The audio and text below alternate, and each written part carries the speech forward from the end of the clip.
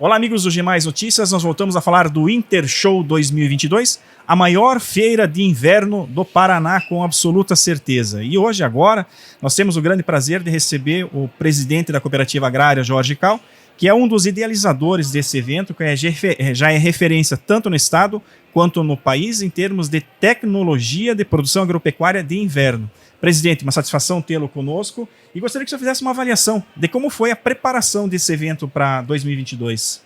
Primeiramente, é uma satisfação poder participar com o G+, compartilhando aqui a experiência que a gente tem em relação à realização do Winter Show.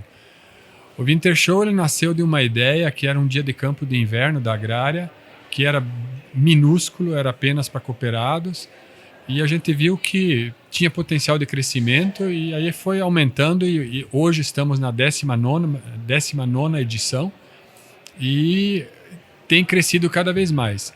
E principalmente agora, este ano, o crescimento é grande porque tinha aí uma demanda represada nos últimos 2 anos por causa da pandemia e ao mesmo tempo porque também agora nós contamos com a estrutura aqui do centro de eventos, que está aqui anexo à FAPA.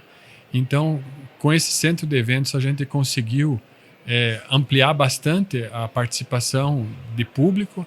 Um exemplo disso é de expositores, que praticamente dobrou o número de expositores. E também, ao mesmo tempo, apareceram aí algumas novidades, como a parceria com o Sebrae, nessa questão da inovação, aí, prestigiando aí as startups, até a ideia do hackathon. Tudo isso soma público, soma interesse e, ao mesmo tempo, soma resultado. Mas o cerne principal do Winter Show são as nossas culturas de inverno e essa pesquisa das culturas de inverno é gerado aqui pela FAPA e passa pela assistência técnica até os nossos cooperados, mas também ela vai além, porque vai até os produtores aí, de outras regiões que comparecem aqui. Então a FAPA tornou-se um polo difusor de tecnologia e o momento de mostrar essa tecnologia do que se refere aos cereais de inverno é no Winter Show. E o Winter Show tem crescido cada vez mais, principalmente pelo número de expositores, pelo número de público, e esse ano está nos surpreendendo aí, pelo grande número de público que está comparecendo e pela qualidade do público também, porque são pessoas que vêm com um interesse técnico, vem procurar conhecimento, vem procurar tecnologia e, ao mesmo tempo, negócios. Porque dessa forma que nós temos aqui, nós também temos bastante visitas de clientes, porque a agrária tem as suas agroindústrias, a matéria-prima é gerada aqui pelos nossos produtores e que, por sua vez, a produção vem calcada na pesquisa. Então, os clientes hoje valorizam muito essa questão da sustentabilidade e da rastreabilidade. Então, eles querem ver onde é produzido, como é produzido e por quem é produzido. Então, aqui nós podemos mostrar isso. A questão da sustentabilidade já está dentro da agrária há bastante tempo. Então, tanto a questão ambiental, como social, como econômica, nós atentamos bastante para esse tripé. E isso tem trazido bons resultados. E o nosso cliente reconhece isso. A agrária se tornou referência. E o Winter Show é a nossa vitrine. Então, o Winter Show mostra justamente isso. Mas ele também atrai, ao mesmo tempo, toda a tecnologia para o agronegócio. Então, o exemplo disso é o número de expositores, é o número de empresas que estão aqui com diversas tecnologias, com tecnologias bem evoluídas. Então, isso é, para nós, uma grande satisfação poder mostrar tudo isso. Então, a agrária, através da FAPA, está aí como vitrine aí do agronegócio durante essa semana. Presidente, nós estamos aí saindo praticamente fora já de das maiores crises mundiais, que talvez a nossa geração nunca tenha passado por algo similar, que foi a pandemia.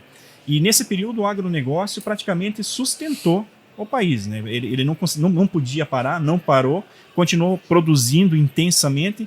Como é que a senhora avalia esse período dos 2 anos para a cooperativa agrária, que também tem, na sua essência, o contato com essa relação humana? Quer dizer, a agrária, apesar de ser uma cooperativa que atende os cooperados, ela abriu para a população. Quer dizer, a população tem a agrária hoje como referência.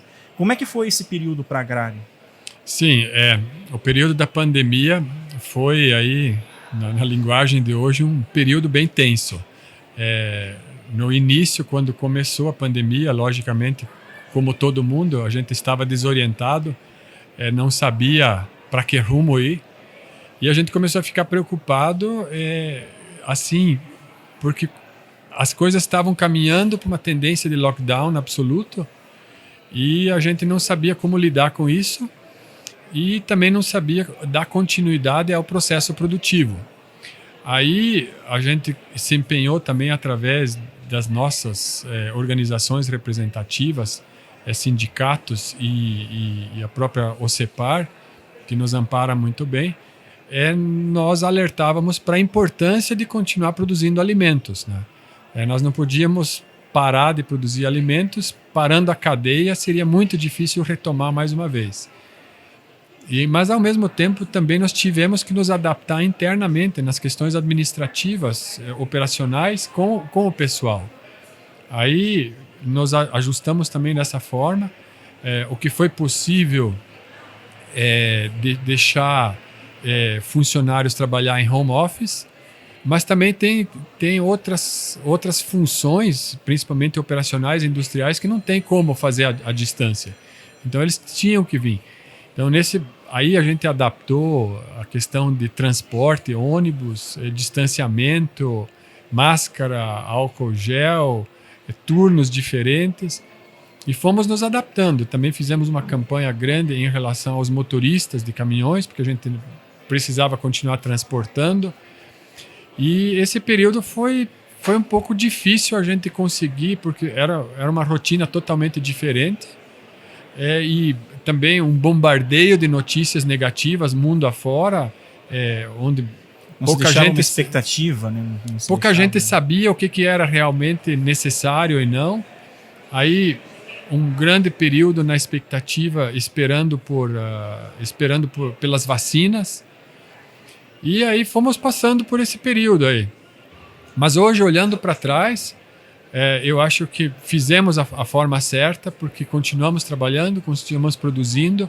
Se nós interrompêssemos para retomar, seria muito difícil. Claro que também tivemos alguns prejuízos nesse momento. Tivemos perdas, infelizmente tivemos perdas. Tivemos perdas de colaboradores, tivemos perdas de cooperados que infelizmente foram acometidos pela doença e não sobreviveram. Então, uma das coisas que eu diria que a gente aprendeu com a pandemia foi o uso das videoconferências, as chamadas por vídeo, reuniões virtuais. Isso é muito prático, isso vai ficar. Então, a gente passou a viajar menos, passamos a otimizar mais o tempo. Agora, no entanto, eventos não tem como. O contato pessoal é insubstituível, é necessário. E acho que esse equilíbrio aí entre o virtual e o real vai ter que ficar, né? A agrária agora está com um investimento grande em Ponta Grossa, numa intercooperação com demais cooperativas de lá também. E agora ele é apontado pelas lideranças da região de Ponta Grossa como um dos maiores investimentos da história. Como é que o senhor avalia esse novo momento da agrária que se intensifica a partir de 2023? Essa negociação, junto com as cooperativas lá da região, para a gente instalar a maltaria Campos Gerais, lá em Ponta Grossa, essa negociação ocorreu toda ela durante o período da pandemia, né? Então, inclusive fizemos reuniões virtuais, outras reuniões com máscara, para falar sobre a maltaria. Mas o projeto da maltaria já existia há mais tempo. Inicialmente, a ideia era fazer a maltaria no Cerrado brasileiro. Fizemos 5 anos de pesquisa e prospecção naquela região. Daí chegamos à conclusão que não era viável, porque lá tem culturas muito mais competitivas que precisam ser irrigadas, e aí a cevada acaba não sendo competitiva. Apesar de conseguir qualidade, mas acaba não sendo competitiva para o produtor. E aí coincidiu o nosso interesse com o interesse das cooperativas aqui, da região dos Campos Gerais. E aí a gente foi evoluindo na conversa cada vez mais. E aí nesse modelo da intercooperação, montamos esse modelo da intercooperação, onde a Agrária, com as 5 cooperativas da região lá, que é a Bom Jesus da Lapa, a Copa Agrícola de Ponta Grossa, a Frisia de Carambeí, a Castrolanda de Castro, a Capal de Araputi. Então a Agrária, junto com essas 5 cooperativas, resolveu fazer uma maltaria lá, uma maltaria grande para 240 mil toneladas de malte. E ela está em construção. Está lá a construção. A ideia é que ela fique pronta até agosto, setembro do ano que vem. E daí já passe a produzir também. Ela vai dar uma movimentada grande lá na região em termos de produção de cevada. Nessas cooperativas, e logicamente isso movimenta a economia local lá. Não apenas na geração de emprego da própria maltaria, mas de toda a cadeia, né? Porque essa cadeia até é difícil medir o número de pessoas envolvidas nisso.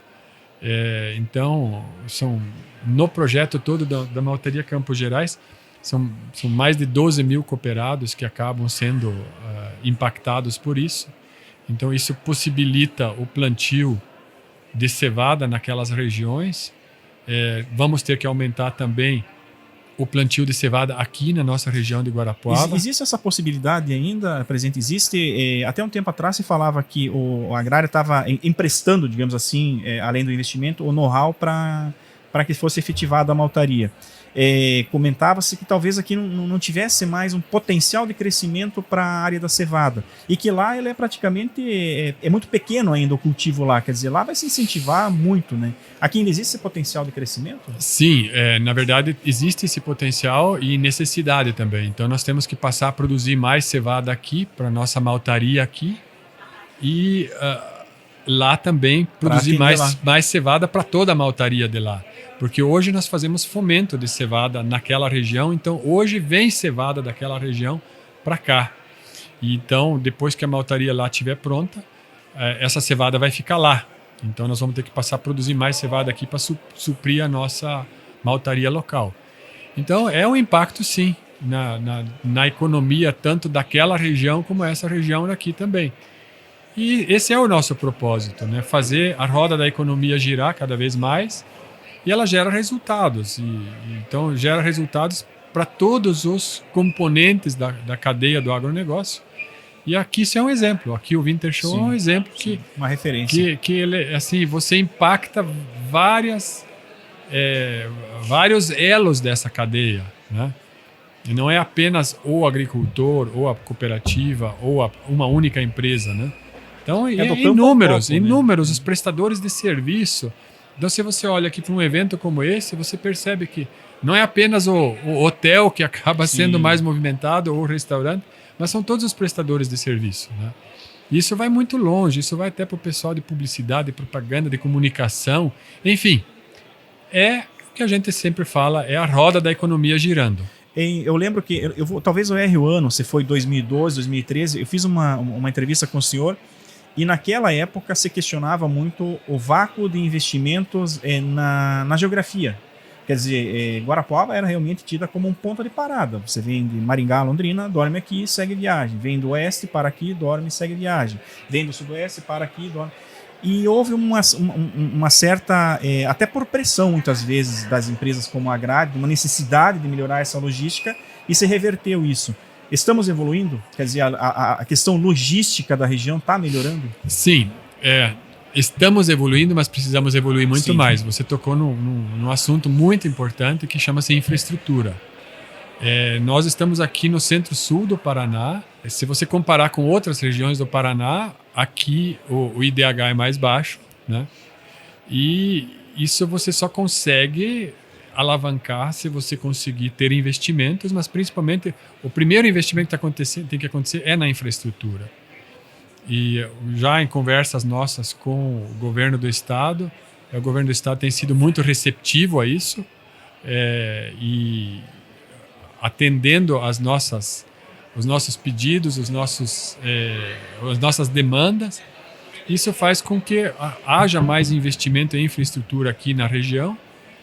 E isso, com certeza, traz o desenvolvimento, né? Então, não basta apenas plantar uma indústria aqui no meio do nada que não tem conexão com o resto do mundo. E o que a gente está fazendo através desses eventos, e mesmo aqui o exemplo do nosso centro de eventos, né? O centro de eventos tem uma capacidade enorme de atrair público aqui. Nós queremos, inclusive, divulgar isso melhor, o centro de eventos, para o resto do Brasil. Otimizar esse não espaço, apenas para o né? Paraná, mas para o resto do Brasil, para que esse espaço possa ser usado aí durante o ano todo. Trazendo eventos, e trazendo eventos traz toda a cadeia junto que faz parte da organização de eventos. Isso movimenta a economia, movimenta o comércio limpa, e tudo né? isso. Indústria sem fumaça. Exatamente. Então, com certeza, isso aqui no futuro vai dar um aspecto diferente para a região. Perfeito. Presidente, obrigado pela sua participação. Sucesso nesse restante de evento. Nós temos acompanhado desde o início dos preparativos dele e nós temos certeza que vai se configurar como o maior já realizado até hoje. Então, sucesso no final desse evento. E você, obrigado. do G+ Notícias, obrigado por ter nos acompanhado. Nós voltamos na sequência com mais uma entrevista.